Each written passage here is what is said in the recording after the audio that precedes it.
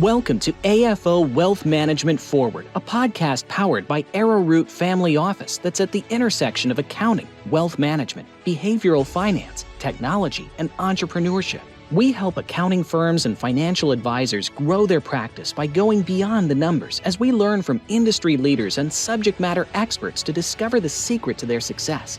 A podcast that highlights everything from the transformative power of AI to embracing the human-first approach of behavioral finance to help you understand the psychological and emotional relationships to money and meaning. Here is your host, Rory Henry, Director at Arrowroot Family Office and author of Holistic Guide to Wealth Management. All right. Hello, everyone. I have another great guest joining me today. He co-authored the book, The Experience Economy. He's a leading voice on the progression of economic value. Is the author of the brand new book, The Transformation Economy, which explores aspirations, human flourishing, and what it means to design for lasting change. So without further ado, let me welcome my guest, Joe Pine. Joe, welcome to the show. Thanks, Rory. It's a pleasure to be with you today. Yes. Your book came out on February 3rd. That's my birthday. And oh, yeah. So it's a nice birthday present to have. And I dove in and I absolutely loved it. But for our audience here, I want you to start out because not everybody's familiar with your work. Can you kind of define the progression of economic value? And I'd love to have you talk about why you decided now is the time to release the transformation economy. Sure. Well, the progression of economic value describes what has been happening with the economy macroeconomically for millennia. So we began with an agrarian economy based off commodities, to an industrial economy based off goods, to a service economy, and then the experience economy overtook that. As goods and services increasingly became commoditized, people wanted experiences. They wanted, not things, but memorable events that engage them in an inherently personal way.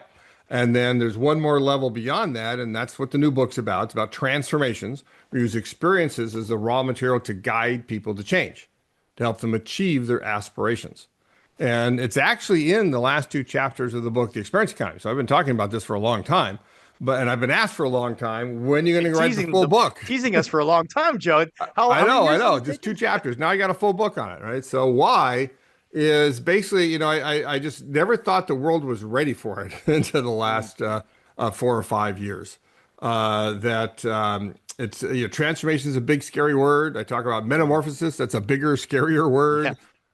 But if you look at the rise of coaching, you look at the fact that coming out of COVID, people just missed those experiences so much, but they wanted not merely memorable experiences, but even transformative experiences. Experiences that change us, and that's what a transformation is. Again, where it changes us, where it helps us achieve our aspirations, where it helps us become who we want to become. And I also didn't know enough about to fill a whole book, and so I've been doing a lot of research over the last 5 or 6 years on it. Developed a lot of new frameworks that describes what's going on, and then what companies can therefore do about it. Yeah, now, I know you have a number of frameworks on how to make the transition from experiences to transformations. I know you talk about the 4 spheres of transformation: healthy, wealthy, wise, and purposeful. Can you kind of break down maybe those spheres, and then we can dive into some of those different ones? Yeah, sure. I call them spheres because they're big and they're amorphous, so they overlap. I didn't want to use an industrial word like industry, but it is the primary sectors of the transformation economy. Keying off of the old proverb about being healthy, wealthy, and wise. And so, but it's not just about having health, it's about having health and well-being. That health care is the means to which well-being is the end, that people want well-being in their lives. And one of the key distinctions you can make about it is that, if an insurance company or a government is paying for it, that's healthcare. But if you're paying for it out of your own pocket, that's well-being. Well-being. Right. And increasingly, that's what we're doing. We're paying things out of our own pockets to have the well-being that we want. And then, of course, represented in your industry and with your listeners is about being wealthy. But it's really thinking about as wealth and prosperity. That wealth is the means to which we have prosperity. And prosperity, I always like the Hebrew word shalom. Right. Obviously, it means peace. But as a greeting, it means have a nice life, be prosperous. And that's again what we use our money for. Money is a means to an end. And if you help people understand the end to which they want to use their money, the prosperity that they want to have in their lives and in their legacy, then they are much better off. And then wise, I'll say, is knowledge and wisdom. Knowledge is understanding things, whether we learn them through formal school, through having street smarts, through other ways. But knowledge is experiential information, right? We learn knowledge from the experiences that we have. And wisdom is how we apply that to achieve the outcomes that we want. And then finally, the one that the proverb didn't talk about is purpose and meaning. Right, that people need meaning in their lives, and purpose is the way to do that. In fact, meaning is the core, most fundamental need. I always say Abraham Maslow got it wrong. He put meaning up at the top of the pyramid, and meaning's at the bottom of the pyramid. Right, as human beings, we have an innate need for meaning in our lives, and increasingly we look to companies to help us get the purpose that gives us that meaning. Yeah. And, going back to our space here of wealth and getting to prosperity, you say wealth is the objective, but prosperity is subjective. Right. If we can start crafting our experiences that eventually lead to transformations, we actually are doing a deep discovery and understanding. I always say it's the past, present, and future, where a person came from, what they're dealing with now, but then looking at the future and what their ideal future self is. Excellent. And so it's crafting those experiences to guide that transformation from their current state to a desired future state. We're just using business or personal finances to get them there. That's a great way of phrasing it. Research shows, particularly in the finance industry, that if you get people to imagine themselves in the future and think about what that future self is, they will make better decisions today for that future self, right? And that future self really is the accumulated aspirations that they have, right? It's who they want to become across many spheres, across many aspects of self. You always say all transformation is identity change. You're enhancing an aspect of identity, or you're gaining a new aspect of identity. And that future self is one where it's this bundles of identity, and how are we going to get from where we are today to where we want to be with using the wealth that we have accumulated and expect to grow over time. Yeah, our lexicon's important, and that's what the two words that I actually keyed on most throughout the book is aspirant and identity. And you use those terms obviously very effectively to talk about us being aspirants and not customers or clients, and that we're really in the identity changing business, ultimately helping people transform their identity into some ideal future state. Right, exactly. Now, every economic offering has a general word that you use for customer, right? So commodities have markets. They actually don't know who individual customers are if you're a commodity extractor. Goods have users, services have clients. And so that's what most financial companies talk about is their clients. Experiences have guests, right? That you're the guest of the experience. And with transformations, the word is aspirant, right? It's somebody who aspires. Not doesn't have just desires and needs, but aspirations as well. I'm not saying you need to use that word with clients, right? They may not understand that, but if you understand that that's what they are, that's how you should treat them, and as a bundle of aspirations, then you'll create more value for them and create greater economic value for your company. Yeah, well, let's talk about how we can actually create that economic value and get practical here, Joe, because I know you talk about shifting from experiences to transformations is part of encapsulation, and there's different components to that, whether it's preparation, experience, reflection, integration. I actually love the part of the book where you talk about Burning Man. I've had so many friends go to Burning Man and then go in as one person, come out as a totally different person. So can you kind of touch on how we can use encapsulation to create these transformations? Sure. So encapsulation means that you take your experience and you encapsulate it in these three other things, which is preparation beforehand, reflection afterward, and integration on an ongoing basis. And so preparation primes you for the experience. That if you know they're coming in with aspirations, it's basically thinking about those aspirations and where you're at in your journey and what you might want to accomplish. It's thinking about that future self that you have, even if you don't term it in terms of aspirations. It's very much persuasion from Cialdini, right? It's almost doing persuasion, right? Yeah, persuade, right. People also call it preflection, right? Which is reflection beforehand, right? Get them thinking, and that primes them for the experience. And then afterward, ideally immediately afterward, you have them reflect, right? What was the highlight of that? How did it make you feel? What were the things that most touched you and engaged you? Did it make you think of anything about your own self, about how you might want to see differently, do differently, think differently? And then that sets you up for that transformation. Now, if you know you're going in it for the transformation, then it's sort of like, well, how did you do? How far did you go? Because generally we're not changed through one life-changing experience. Generally, it's a series of experiences that we go through, all of them ideally encapsulated. And then integration is where you work with them on an ongoing basis. Because so Burning Man is a great example because they do wonderful preparation. They do a lot of reflection. Like every day, the people are reflecting on things. And to a person, everybody who goes to Burning Man comes out saying they were transformed. And they do add a new aspect of identity. I am a burner, right? That other people don't have. But they make you sign this waiver, right? This waiver that says, hey, you could die here, and here's all these other things. And then one of the things they warn you about in the waiver is they recommend that you not make any major decisions for at least 2 weeks after you've come. Why? Because they were transformed. But what happens after the 2 weeks? Why could if I was transformed, why can I not make a decision the first 2 weeks? Why a month from now? Because even they know that the effect dissipates over time. Yes. Right. And so you may have been transformed. You may have these very lofty things, but as you get back into your quotidian life, as you get the pressures of daily things, and that whatever you became tends to dissipate, that's where integration comes in.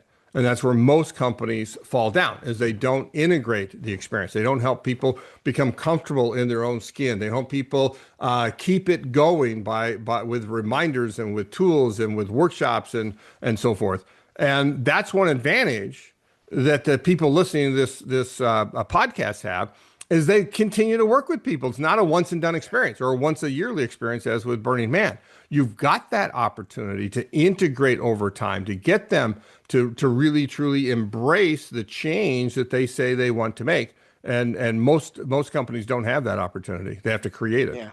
Yeah. I mean, we always say we sit in a privileged position, Joe, as financial professionals that get to be involved in the very intimate details of a person's life, birth of a child, Yes. and marriage, buying a home, selling a home, divorce, death, inheritance. And we are invited into those very intimate moments of Right. people's lives. And I think it is a responsibility as a financial professional to Yes. be able to lead these transformations and not just have an ongoing service or an ongoing experience, but really help people through these very, very delicate life transitions. And so as a financial professional, I think it's, on us to make sure that we're guiding them effectively and following through to make sure that they meet those goals and aspirations. Which has very much the same fiduciary responsibility as handling their finances does. Yes. Right. That you have to put their best interests at heart, not your interests. Like if they have this aspiration, then they're gonna spend. I'm going to be able to extract more money out of them. Right. That's more AUM. Right. Right. More business Actually, revenue. the opposite. What's interesting, Rory, is every one of those examples you have. I have a framework that talks about different types of transformations. Every one of those examples you had are metamorphoses. Yes. Right. That they are changes, and metamorphosis is where even if you wanted to, you couldn't go back to the person you were. Right. You've been changed in core identity. Forever. Right. Forever. Having a kid is one of the biggest metamorphoses people can have. And I'm not just talking about the mother, I'm talking about the father as well. I mean, people generally understand that mothers go through these physiological things, that it's designed to be able to connect you with the baby and vice versa, so that you change to want to actually care for this. But there's actually newer research that says that fathers change physiologically as well. Right. Not just in their mind, they physiologically change because of it. And they have that same effect of seeing their progeny and saying, that's a part of me. They identify with it. So their identity is changed. I am now a mother. I am now a father. And it goes with all the other ones you talked about. And I'll mention specifically retirement, because most people are not prepared for retirement. I'm not talking about monetarily. They know what they're retiring from, but they don't know what they're retiring into. Exactly. Yeah. What is that future self? And that's where financial advisors and wealth advisors really need to spend a lot of time, is to help with that. And there are other things as well. Just a quick story. I worked many years ago, decades ago, actually, with a family office. Yeah. And they talked about, because I talked about, I've known transformations for 30 years. I talked to them about it because it's very fit to what they did, particularly the family office as opposed to general wealth advising. And they talked about one particular sports person.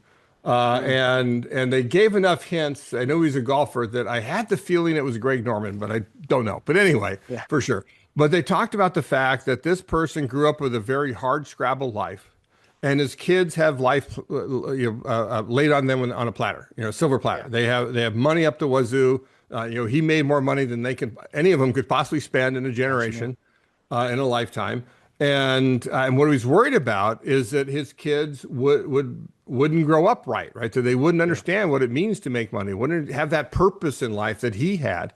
And they said that they spend an inordinate amount of time, not on their finances, but on the kids. And they spent that time because it's a family office, right? Yep. I mean, he wasn't the main family, but they were using other people.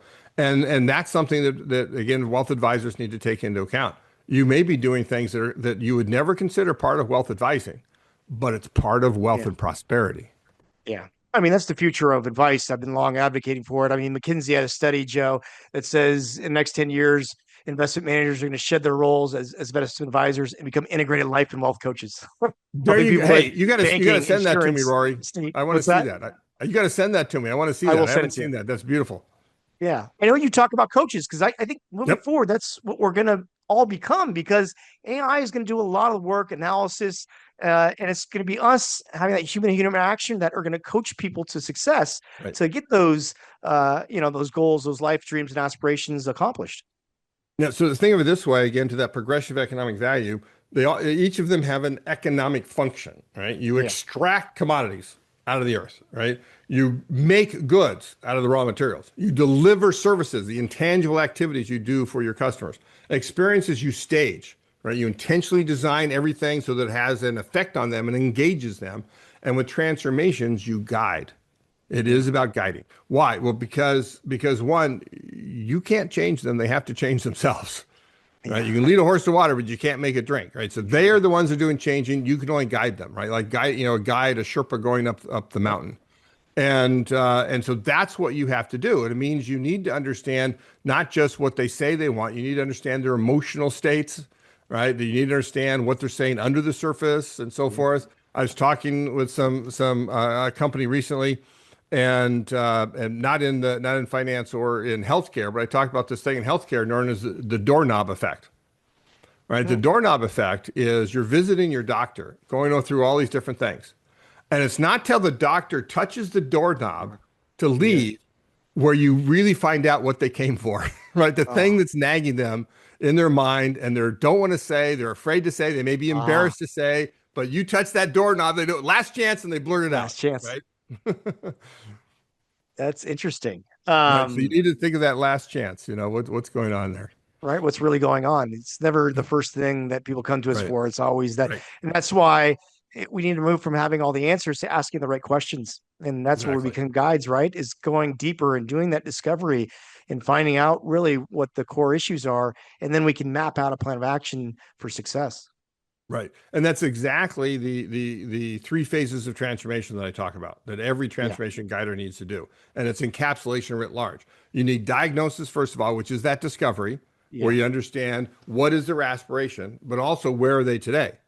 And occasionally you have people say, I'm sorry, you can't get there from here. Right. Yeah, and they're not ready yet, right? That's right. You're not ready yet. Quasi transformation is what you say, right? So we got to focus on other things before we get to that. And then you design the set of encapsulated experiences that takes them from where they are today to what they wanted to be. Recognize it's never monotonically increasing, right? There's always regress as well as progress. You got to sense and respond to that, and to be able to design and then create the set of experience it takes to get there.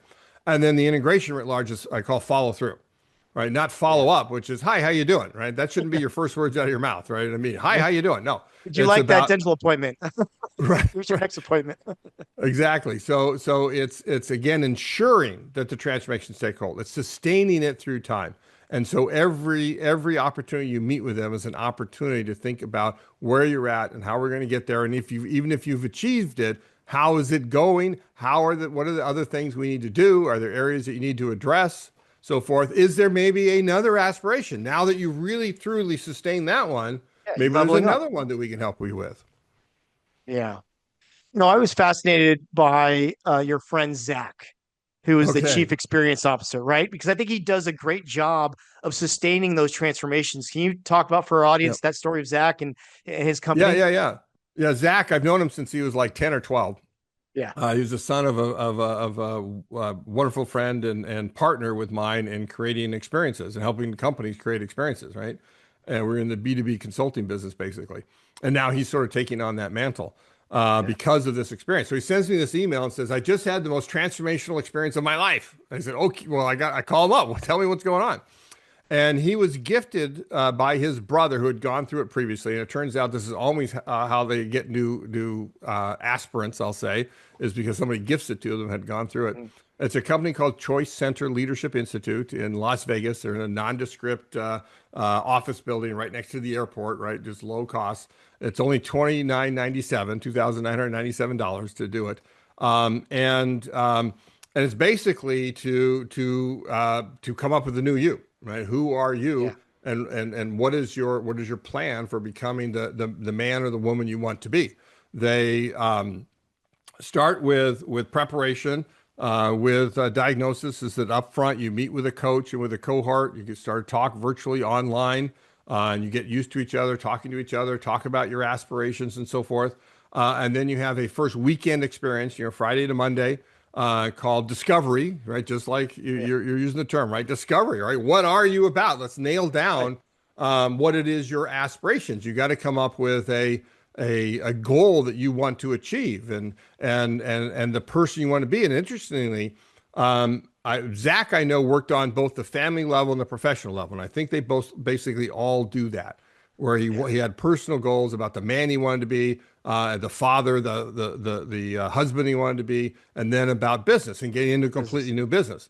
And then the next weekend is breakthrough, where you really get to understanding what it might be keeping from you and all the emotion. That's where the EQ comes in, all the emotional things Barriers. that are Yeah. going on, where you make a commitment to who you're going to be, and you come up with a personal strategic plan for the next 100 days, not for Hmm. year, 2 year, three. No, next 100 days. What is your plan? What are you going to do?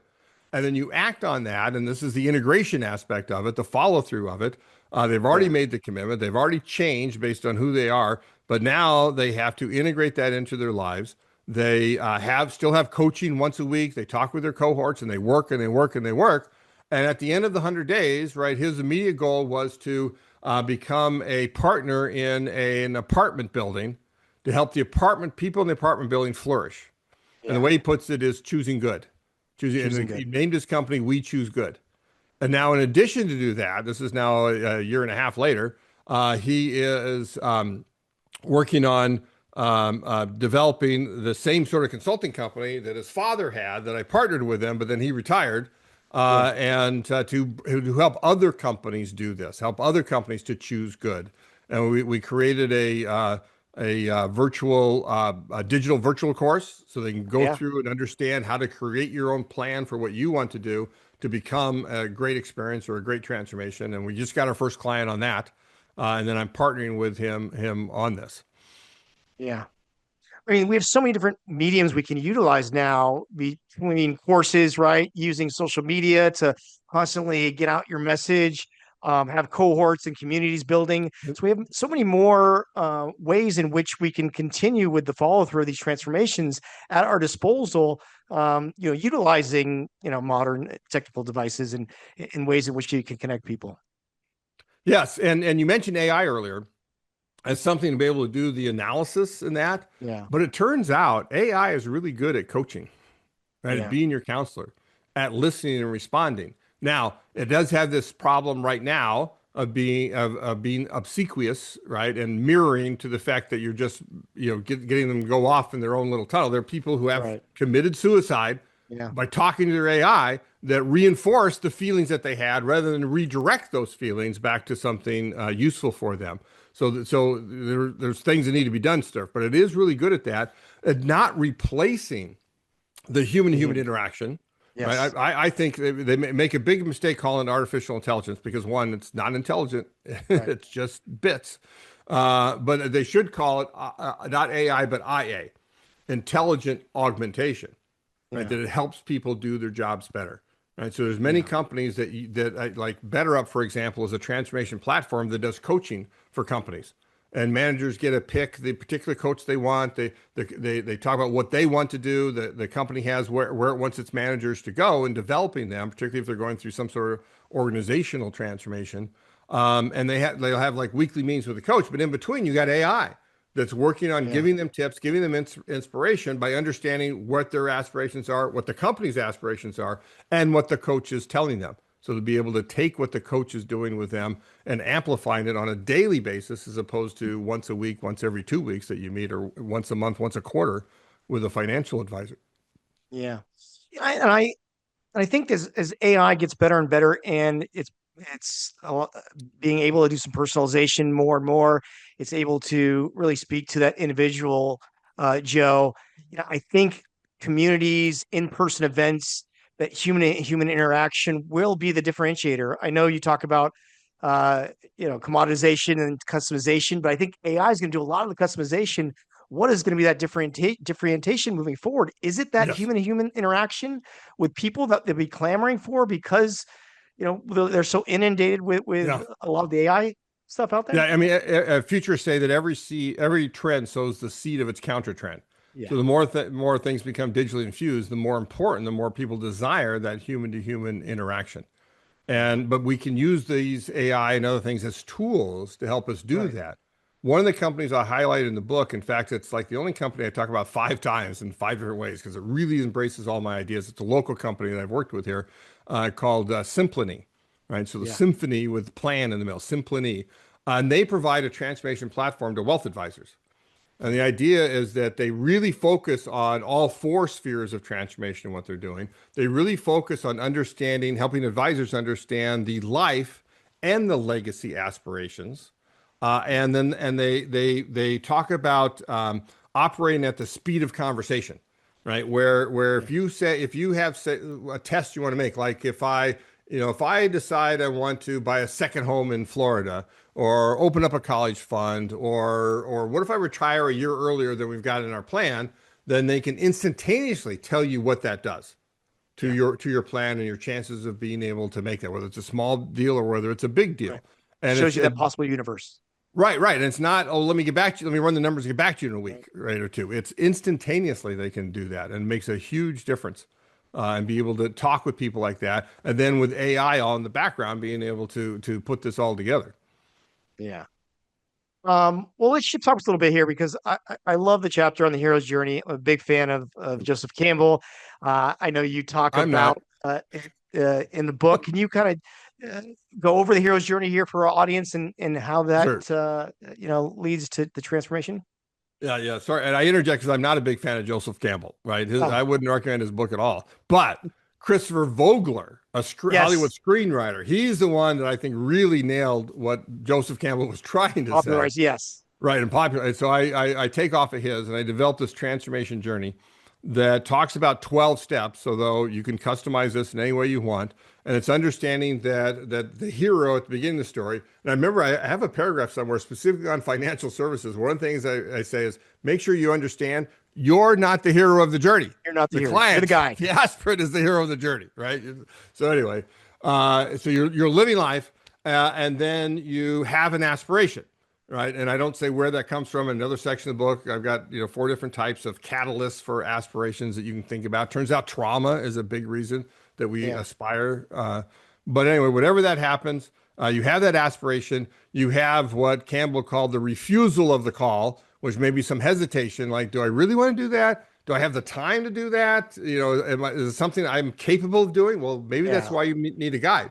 And so that the 4th step is meeting the guide, right? Even if you already know the guide, but you haven't talked in this terms of this aspiration, now that person becomes your guide, and then you got to make it a commitment, right? What is so you commit to being able to do this, and if you don't get your clients, your aspirants' commitment, then the chances that it happens are much less than it would otherwise be. So it's important to get that commitment wherever in the stages it happens.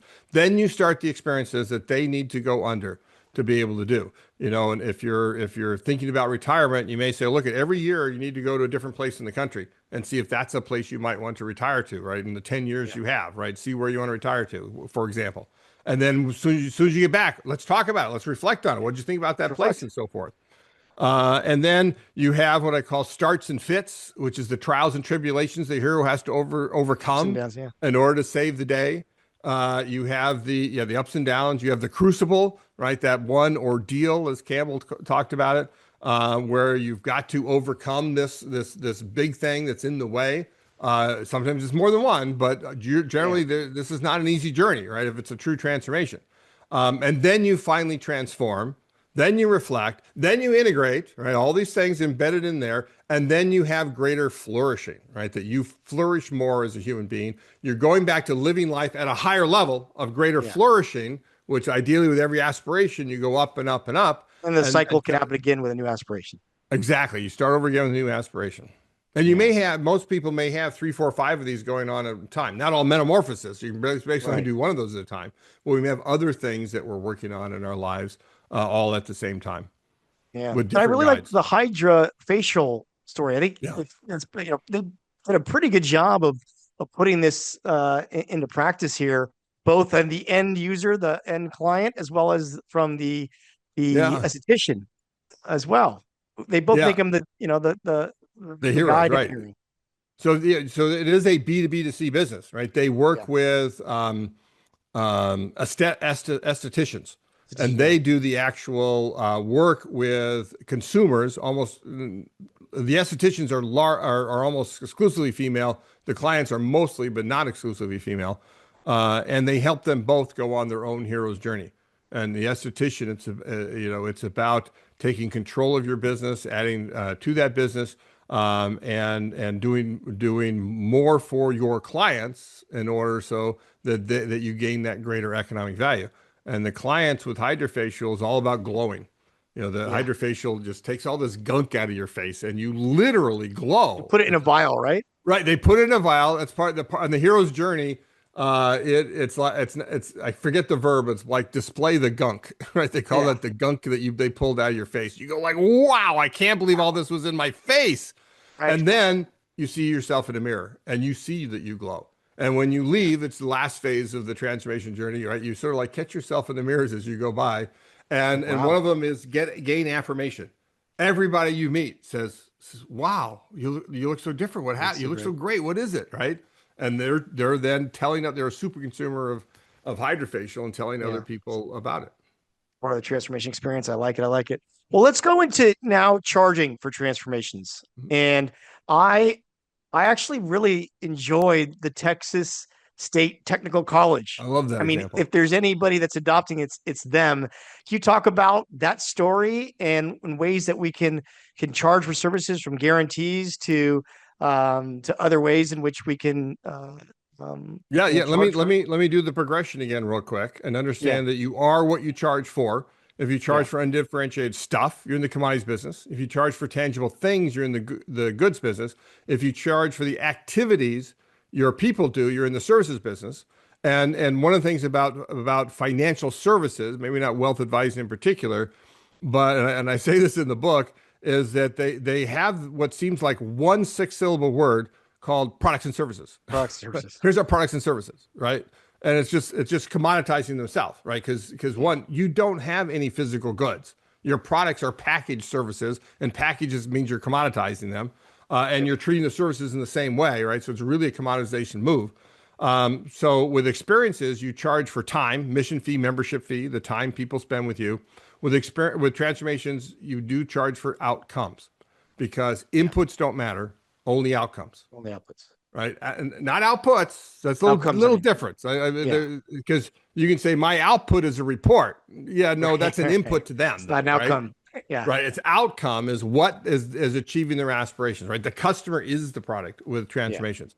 So there's several ways of charging for outcomes, like success fees and measuring things and so forth. The most common way that I've seen of the hundreds of companies I know that do this is a guarantee of some sort. I call it a transformation guarantee. So Texas State Technical College, a beautiful example of this, on a two-sided example is what I love about it. The state of Texas came to all the technical colleges a number of years ago and said, we're basically tired of you paying you money that we have no idea what it's doing, right? Because they pay by student credit hour. And so when a student signs up for a course, pays their tuition, they get money from the state for the rest of the cost that it takes to be able to do those courses. And whether or not the student goes to class, whether the student learns anything from class, whether the student uses that in their lives, whether they get a job or not, right? So they said, we want you to put your income from us at risk, your funding from us at risk. And into the game. Right. And Texas State was the only one said, okay, we'll do 100%. Most of them did 5 or 10%. Right, we'll do 100%. And what that is a catalytic mechanism that causes you to do things differently that you ensure the outcomes. So they got rid of some programs. Some professors left because they didn't want to be measured on how they actually taught, right? If you imagine how terrible that is to be measured on your job. And then other professors coming in recognized that this was part of the deal, right? This is what's going on. We are going to measure how well you do, and we'll help you teach better if that's required. We'll help the students as well. They now get a student advocate who helps them as they go along. They bring employers into earlier in the process. They help them after they leave school, which they never did before. And all of this meant that they did such a good job that over the first 6 years they did it, I'm not sure the numbers since then, they actually got 35% more from the state annually on average, right? You can imagine how much more their income went up versus everybody else's, which allows them to do even more. And they got so good at it that they turned around and also offered a tuition guarantee that if you don't get a job, you graduate, you don't get a job with your major within 6 months, you get your entire tuition back.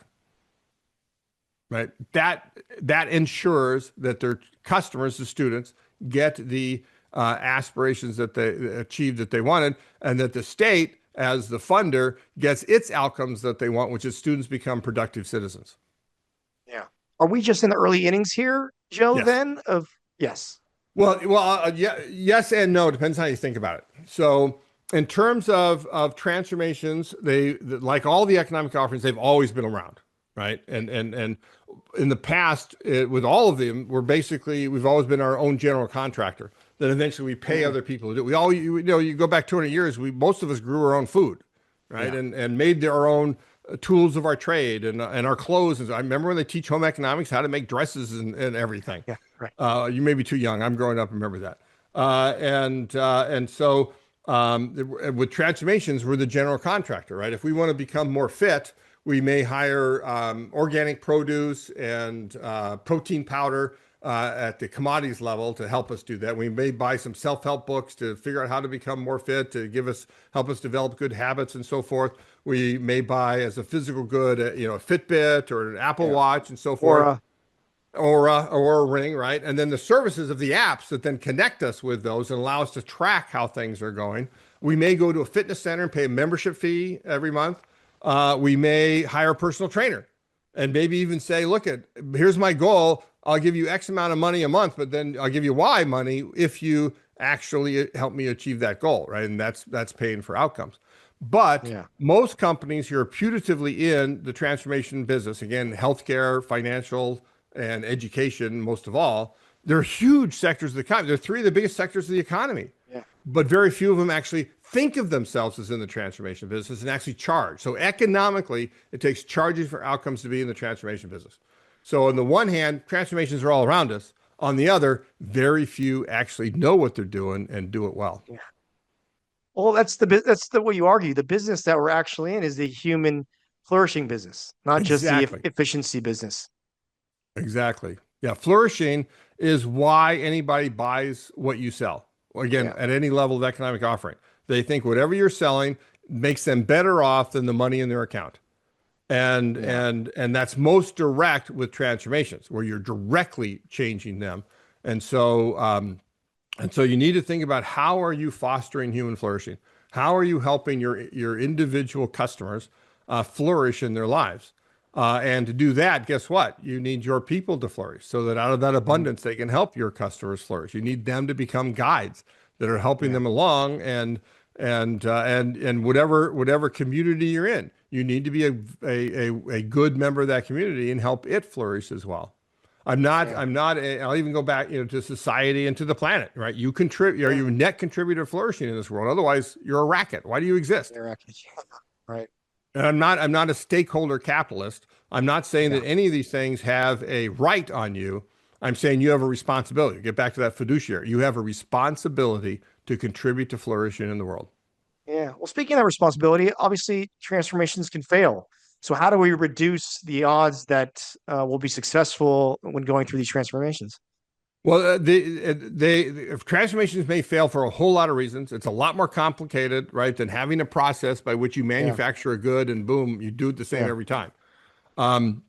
Transformations often fail, probably most often fail because the aspirant gives up in some way, right? It's too hard. They can't handle it. But also it's just like there's so much going on in their lives. They need to prioritize something, and maybe isn't that getting to their why then?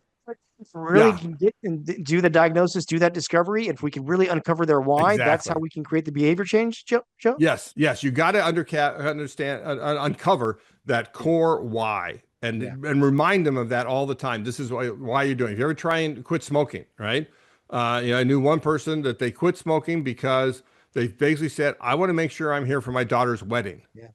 And so when they wanted to take a cigarette, they just thought of their daughter, thought of how old she is, how much until her wedding, and I'm just not going to do it. I don't know if the daughter got married, if they then started again. I don't know, but it's what is that why? But then the second thing is it's charging for outcomes that best guarantees the transformation. Even though it's a paradox, you can't guarantee the transformation. The customer transforms themselves. But the best way to ensure that happens is to charge for the transformation, to charge for the outcome with that guarantee. Yeah, I love it. Right. Well, I know you end the book with individualization. So I want you to touch on that and why you believe it's so important here for these transformations. Well, the core DNA of the book, of everything that I've written about for the last 30 years, is mass customization. It's my first book. Yeah. Where you efficiently serve customers uniquely, give them exactly what they want at a price they're willing to pay. And it's endemic now with digital technology, right? Because anything you put in the realms of zeros and ones, you can instantly change from 0 to 1, vice versa. So you can customize things so easily, particularly when, like in your industry, the product, the offering itself can be digitized. Yes. And so that's a core thing, that customization turns a good into a service into experience, and experience into a transformation. The other thing to recognize with what I call it individualization is that commodities, goods, and services exist outside of us. Experiences happen inside of us. And it's our reaction to the events that stage in front of us. You reach inside of people, and you have to connect them necessarily on an individual basis. Experiences are inherently personal. But then transformations changes from the inside out. Transformations are individual, right? It's one of the basic economic characteristics of you're individual. You're changing the individual. The customer is the product. So the progression of economic value is getting more and more individual with every individual customer, whether they're a human being or whether they're a business organization. Yeah, it's a mega trend, basically, of all that's going on. Yeah. So when's the next book coming out, and what's the title of that book here, Joe? You dirty rat. So I have 3 planned. Okay. So one is basic title is customering, right? Okay. There are no markets. It relates to individualization. There are no markets. It's a fiction. Markets are a fiction we invent because we don't know who our customers are. There are only customers. And so we got to stop marketing, got to stop customering, right? That's the highlight. I don't ask me when it's coming out. And then I'm working with a colleague, Kim Korn. He's actually the chairman of Symphony. This is why Symphony has embraced so much of my stuff the best. Yeah. On helping him with his ideas on regenerative managing. Regenerative managing is, most companies, they come up and they rise, and then they fall into mediocrity and eventually fail. How do you keep that from happening? How do you create a company that automatically regenerates itself and thrives forever? So we got a set of imperatives to be able to make that happen. And then if I live that long, at some point, the experience economy came out in 99. We did an updated edition in 2011, and then again in 2020. And then I started working on this. And so at some point, I want to sort of do a magnum opus, right? I want to put everything Everything. The chapters on mass customization, chapter 2 from a book on authenticity, a chapter or two from my book on infinite possibility, on the core framework in that, which is about fusing the real and the virtual, and then on transformations, on customering, so just like short versions, but like put it all together so I can die, in peace and have all this live on. So I also plan on creating a robot AI so that you can interrogate it and as if you're talking to me, and it'll answer your questions for you about all this stuff. So I'm working on that. All right. Maybe this year as well. That's probably not too far in the distant future here, Joe. Yep. I love it. Well, thank you so much for coming on the show, Joe. If anybody wants to get the book, what's the best way to do so? Amazon.com is the best way to get it. You can go to your local bookstore. I appreciate that as well. I love actual bookstores where you can touch and feel and smell the paper and all that. I was joking with another author. I just watched You've Got Mail with Tom Hanks and Meg Ryan, where she owns the local bookstore. Right. What is a great movie. And then Amazon did too. That was, veiled Barnes and Noble there, right? But Amazon did to them. Barnes and Noble's on a comeback. They're announcing new stores and everything, which is great to see. I've seen that. Yeah. And you can also go to www.strategichorizons with an S, strategichorizons.com, and learn all about me and the ideas and everything. Awesome. Thank you so much, Joe. I'll put all that in the show notes. All right. Thanks, Rory. I appreciate it. All opinions expressed by Rory Henry on this website, podcast, interview are solely their opinions and do not reflect the opinions of Arrowroot Family Office, LLC, or their parent company or affiliates, and may have been previously disseminated on television, radio, internet, or another medium. You should not treat any opinion expressed by anyone as a specific inducement to make a particular investment or follow a particular strategy, but only as an expression of their opinions. Past performance is not indicative of future results.